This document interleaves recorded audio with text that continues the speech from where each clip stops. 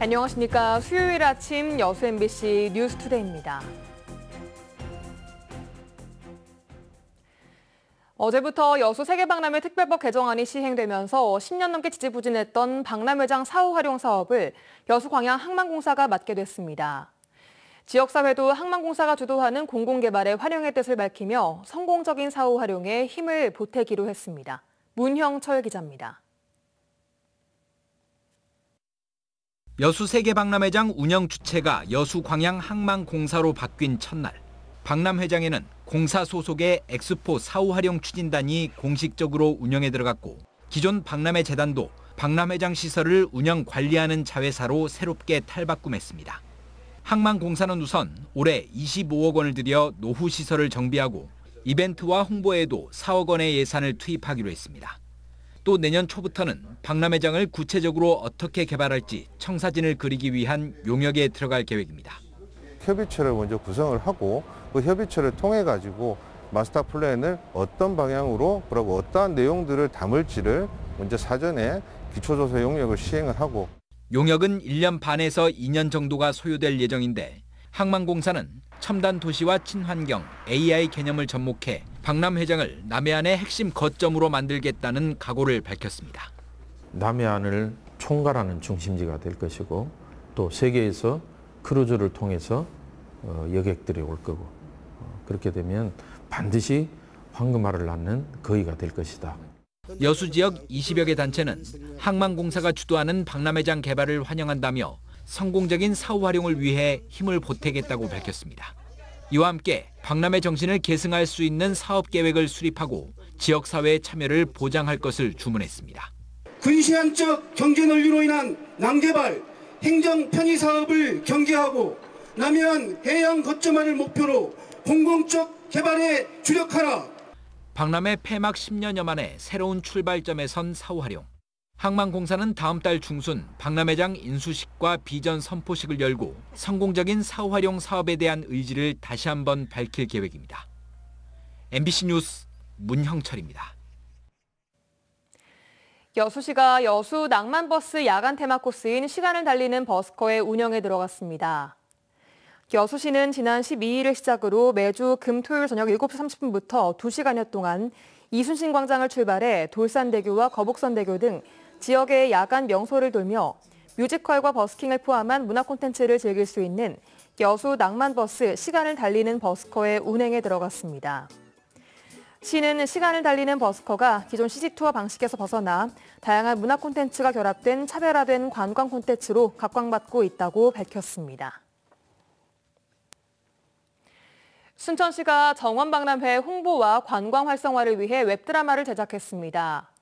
순천시가 제작 지원한 판타지 로맨스 웹드라마 백설공주와 수상원 여행사는 순천시 공식 유튜브를 통해 최근 예고편을 공개한 데 이어 오늘 온라인 제작 발표회를 가진 뒤 19일부터 매주 금요일 오후 6시에 방영될 예정입니다.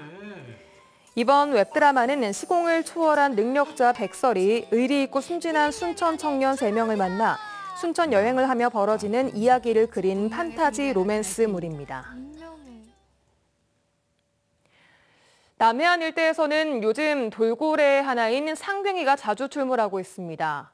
문제는 이 멸종 위기종 상괭이들이 잇따라 폐사한 상태로 발견되고 있다는 건데요. 지방의회 차원에서 체계적인 보호 대책 마련을 준비하고 있습니다. 김주희 기자가 보도합니다. 지난 3월 여수시 돌산읍의 한 해안가입니다. 1m 80cm 크기의 멸종위기종 상괭이가 폐사한 채 조류에 떠밀려 와 있습니다. 폐사한 지 10여일쯤 지난 개체로 추정됩니다. 해양환경인명구조단 여수구조대가 폐사 원인을 분석 의뢰한 결과 질식사인 것으로 최종 확인됐습니다. 상괭이는 3에서 5분 간격으로 수면 위에 올라와 폐 호흡을 하는 포유류인데 그물에 걸려 빠져나오지 못하고 결국 질식사한 것으로 추정됩니다. 이렇게 지난해 이후 여수 인근 해역에서 폐사한 채 발견된 상괭이는 모두 46마리에 이릅니다. 버리니까 이제 떠밀려 다니다가 결국은 해안가 밀리고 이제 저희들이 조사 활동 다니면서 자주 발견이 되고, 지금 올해 같은 경우도 6구를 발견했는데 지난해는 한 40구 정도가 발견이 됐어요. 저희들이 거의 뭐 발견을 한 거죠. 어민들 입장에서는 그 신고 자체를 안 해요. 또. 여수연안 해역의 먹이 생물들이 풍부해 멸종 위기종 상갱이의 서식지가 되고 있지만 아직 구체적으로 서식 개체수 등 기초적인 조사조차 이루어지지 않고 있습니다. 이제는 상갱이 보호를 위한 구체적이고 체계적인 대책이 필요하다는 목소리가 높습니다. 충남 서산 태안 가로림만의 점박이물범 보호 사례를 기반으로 여수연안 해역도 해양보호구역으로 지정해 생태계 보존을 위한 체계적인 활동이 필요하다는 겁니다. 특히 의회 차원에서도 상갱이 보호를 위한 구체적인 조례 제정에도 나설 방침입니다. 이제 6월 임시회를 통해서 제안 설명을 하면서 우리가 함께 인간이 공존해야 되는 데 있어서 상갱이의 보존 지원 조례가 필요하다라는 인식을 좀 해서 의원님들 설득할 예정입니다. 여수연안의 상갱이를 보호하고 지키는 활동은 지역만의 특성화된 생태 관광 콘텐츠로서의 역할도 할 수 있을 것으로 보입니다. 인간과 자연이 공존할 수 있는 여수연안의 생태 환경을 조성하는 데 상갱이 보호 활동이 새로운 의미의 시작점이 될 수 있을 것으로 보입니다. MBC 뉴스 김주입니다. 고흥 지역에서 어린 옥수수에 피해를 입히는 해충이 발견돼 긴급 약재 지원과 정밀 예찰을 강화하고 있습니다. 고흥군은 어린 옥수수의 잎과 줄기에 해를 끼치는 열대 거세미 나방이 지난달 18일 제주에서 올해 처음 발견된 데 이어 최근 고흥에서도 발견됐다며 특히 어린 벌레 시기에 피해가 집중되고 번식 속도가 빠른 것이 특징이라고 밝혔습니다. 고흥군은 이에 따라 관내 71헥타르의 옥수수 재배 농가에 성페로몬 트랩을 설치해 현장 정밀 예찰을 실시하고 긴급 약재 지원에 나섰습니다. 제1회 남도 영화제가 오는 10월 순천만 국제정원박람회장 일대에서 열립니다. 전라남도와 순천시는 각각 10억 원씩 20억 원의 예산을 들여 남도 에브리싱이란 주제로 제1회 남도 영화제 시즌1 순천을 개최해 전 세계 25개국 80여 편의 영화를 도내 9개 실내외 상영관에서 상영할 계획입니다. 개막식은 10월 11일 순천 오천그린광장에서 폐막식은 16일 순천만 생태문화교육원에서 열릴 예정이며 이번 달까지 조직 구성을 마치고 상영작 공모와 심사가 진행됩니다. 5.18 당시 사망에 안매장된 걸로 추정되는 유골들이 전남 해남군에서 발견됐습니다. 5.18 진상조사위원회가 당시 계엄군들을 상대로 조사를 했는데 군인 3명이 공통적으로 말한 안매장 위치를 파봤더니 유골이 나온 겁니다. 임지은 기자가 취재했습니다. 전남 해남군의 한 예비군 훈련장입니다. 굴착기로 땅을 파내고 삽으로 다듬자 흙더미 사이에서 백골이 된 시신이 발견됩니다. 5.18 당시 계엄군으로 참여한 31사단 장병들이 유골을 안매장했다고 지목한 바로 그 장소였습니다. 이곳에서 발견된 유골은 모두 3구. 5.18 진상규명조사위원회는 5.18 당시 행방불명됐던 시민들의 유골일 가능성이 높다고 밝혔습니다. 당시 해남제대에 소속되어 있었던 계엄군 일부의 증언으로 현장 동행조사 과정에서 지목한 장소를 특정해서 발굴을 시작을 했고요. 해남에서는 1980년 5월 22일과 23일 계엄군의 총격에 최대 6명의 시민이 숨진 것으로 알려졌습니다. 하지만 지금까지 발견된 시신은 2구밖에 없었습니다. 이에 따라 나머지 시신은 안매장됐을 가능성이 제기돼 왔습니다. 조사위는 발견된 유골 3구를 5.18 당시 행방불명된 시민들의 유가족 DNA와 대조하는 작업을 벌이기로 했습니다.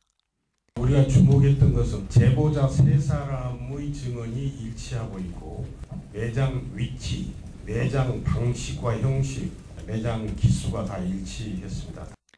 앞서 조사위는 지난 2021년 6월에도 해남에서 5.18 당시 행방불명자로 추정되는 유골 2구를 발견한 바 있습니다. 5.18 당시 행방불명자로 신고된 인원은 모두 242명으로 이 가운데 78명이 행방불명자로 인정됐습니다. MBC 뉴스 임진입니다. 오늘은 한센인의 날입니다. 고흥 소록도 한센인 마을에는 일제강점기에 지어진 일본식 신사가 국내에서 유일하게 남아 있습니다. 한센인 신사 참배의 흔적을 문화재로 남겨둬야 하는지를 두고 끊임없이 논란이 있어 왔는데요. 부적절한 설명이 담긴 표지판이 남아있어 최근 재차 논란이 불거지고 있습니다. 강서영 기자가 보도합니다. 일제강점기 당시 한센인들이 참혹하게 인권을 유린당했던 고흥 소록도. 이곳엔 전국에서 유일하게 일본식 신사가 남아 있습니다. 일본 민족신과 천황, 전범 군인들을 기렸던 장소입니다. 1935년 일본인 관료가 한센인들에게 신사 참배를 강요하기 위해 만든 소록도 갱생원 신사로 지난 2004년 등록문화재로 지정됐습니다. 소록도에서 나고 자란 한센인들은 70년이 넘는 세월이 흘렀는데도 이곳에서 신사 참배했던 기억을 생생하게 떠올리고 있습니다. 요래 세 번 딱 치고 있으면 저기서 그걸 애운다고요. 이걸 볼 때는 과거에 우리가 여기 살면서 얼마나 고초를 당했는지 그걸 생각하면 눈물이 나고. 이렇게 한국 현대사의 아픔을 적나라하게 드러내고 있는 소록도 신사. 그런데 정작 해당 문화재를 설명하는 간판은 천황이나 전범 군인들을 국가의 공로가 큰 사람이라고 지칭하고 있습니다. 관련 연구를 지속해온 일본 사학자는 신사를 설명하는 일본식 표현을 그대로 옮기면서 발생한 실수 같다며 문화재 찬반 여부를 따지기에 앞서 설명부터 정확하고 올바르게 바로잡아야 한다고 지적하고 있습니다. 자기 나라의 일본적인 용어지 우리 용어로서는 이런 지도자가 나옴으로써 우리의 민족의 그 아픔은 말할 수 없이 많아요. 이거 있다는 것이 상당히 문제입니다. 신사를 지키던 사람이 숙식하던 건물과 일본 천황을 기리는 물건인 미꼬시를 보관하는 창고도 남아있지만 관련된 설명은 찾아볼 수 없습니다. 한편 이 같은 표현에 대해 문의했지만 문화재청은 고흥군청에서 만든 표지판이라며 책임을 돌렸습니다. 고흥군은 오래전에 만들어진 표지판인 만큼 이를 세우게 된 정확한 경위를 알아보고 있다고 밝혔습니다. MBC 뉴스 강서영입니다. 일제 강제징용의 아픔이 서린 옥매광산이 있는 해남군 황산면 옥공예촌에 청년마을이 들어섭니다. 이제는 명맥만 남은 옥공예촌이 청년 예술가들을 통해 활기를 띨 것으로 기대가 됩니다. 신광하 기자가 보도합니다. 해남군 황산면 옥매광산입니다. 일제강점기 강제동원으로 제주도로 끌려갔던 광부 255명이 귀향하던 선박이 완도 청산도 해상에서 화재로 침몰하면서 118명이 사망했습니다. 세상에 알려지지 않았던 이 사건은 지난 2012년 옥매산 정상에서 일제의 쇠말뚝이 발견되면서 이들의 억울한 죽음도 세상에 알려졌습니다. 어둠의 역사가 서린 옥매광산은 지금도 운영 중이지만 이곳의 원석을 가공하는 옥공예촌은 세월의 흐름 속에 쇠락의 길을 걷고 있습니다. 60, 70년대 수십 명에 달했던 옥돌 공예가들은 이제 7명 정도만 남았고 대를 이어 가업을 잇고 있는 곳은 단 한 곳뿐입니다. 지금은 현재 상황은 좀 많이 어렵고요. 저희 아버지만 이제 거의 본업만 이렇게 하고 계시고 나머지 분들은 좀 많이 힘들어하시고. 최근 옥공예촌에는 변화의 바람이 불고 있습니다. 청년단체가 주도한 눅눅길 사업이 최근 공모 사업에 선정됐고 청년 예술가를 한 곳에 모으는 사업이 추진되고 있습니다. 사업 기반은 폐교가 된 옛 초등학교, 구슬옥자를 거꾸로 형상화한 눅눅길 프로젝트가 오는 9월부터 시작됩니다. 옥공예 마을을 기반으로 복합 문화 공간이 조성되고 옥매광산 다크투어 등이 펼쳐질 예정입니다. 예술가 친구들과 함께 한 달 살기 캠프를 진행해 보려고 생각하고 있고요. 그리고 이제 이 넓은 자연에서 좀 음악을 듣고 즐길 수 있는 뮤직 페스티벌도 준비를 하고 있고 또 다양한 네트워크 행사를 준비하고 있습니다. 해남군 농업근로자 기숙사도 건립되면서 진도에서 해남을 잇는 황산면 옛길의 옥공예촌이 다시 부활을 꿈꾸고 있습니다. MBC 뉴스 신광하입니다. 중국과 동남아 수출이 줄면서 광주와 전남의 수출 감소 추세가 이어지고 있습니다. 광주본부 세관에 따르면 지난달 광주와 전남의 수출액은 40억 3,900만 달러로 지난해 같은 기간 48억 1,000만 달러보다 16%, 전달에 비해서는 20%가 감소했습니다. 지역별로는 동남아 수출이 42% 줄었고 중국이 29% 줄었으며 품목별로는 철강과 화공품 수출의 감소폭이 컸습니다. 하지만 지난달 수입이 지난해 같은 기간보다 26% 이상 줄어들면서 무역 수지는 7억 6천만 달러 흑자를 기록했습니다. 광양사랑 상품권의 구매 금액과 보유 한도가 하향 조정됩니다. 광양시는 행안부의 지역상품권 발행 지원 사업 종합 지침이 변경됨에 따라 다음 달 1일부터 광양사랑 상품권 최대 구매 금액을 월 100만 원에서 70만 원으로 줄이고 보유 한도도 200만 원에서 150만 원으로 하향한다고 밝혔습니다. 이에 따라 카드 형태의 광양사랑 상품권을 150만 원 이상 보유한 경우 다음 달부터는 추가 충전이 불가능해 잔액을 소비해야 구매할 수 있습니다. 순천만 정원박람회 개장과 함께 풍덕 경관정원을 가득 채웠던 튤립 국은 130만 본이 시민과 관광객들에게 모두 분양됐습니다. 순천시는 지난 7일부터 4차례 튤립 국은 나눔 행사를 통해 지금까지 시민 3,500가구와 88개 단체에 전체 150만 본의 90%에 가까운 130만 본 이상을 분양했으며 이를 통해 정원 문화 확산을 돕고 정원 박람회의 진정한 의미를 살렸다고 밝혔습니다.